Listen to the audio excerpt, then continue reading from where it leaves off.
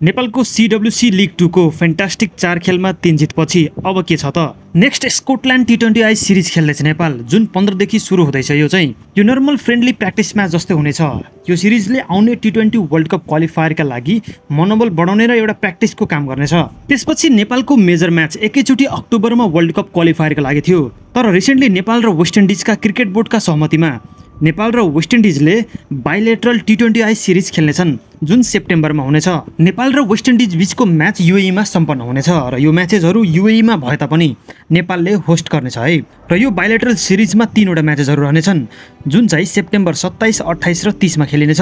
यो म्याचेसहरूबाट राम्रो प्रिपरेसन पनि हुनेछ र मनोबल बढाउन पनि काम गर्नेछ है। र नेक्स्ट आउनेछ अक्टोबर, नेपालका लागि एकदमै महत्त्वपूर्ण महिना, जसमा ICC men T20 world cup Asia EAP regional qualification हुनेछ है, जसमा नेपालसँगै Papua New Guinea, Qatar, UAE, Malaysia, Kuwait, Japan र समोआ भिड्नेछन्, जसबाट 3टा देशहरू वर्ल्ड कपका लागि क्वालिफाई गर्नेछन् है, जुन इन्डिया र श्रीलङ्कामा जोइन्टली हुँदैछ 2026 को मार्च र फेब्रुअरी महिनामा।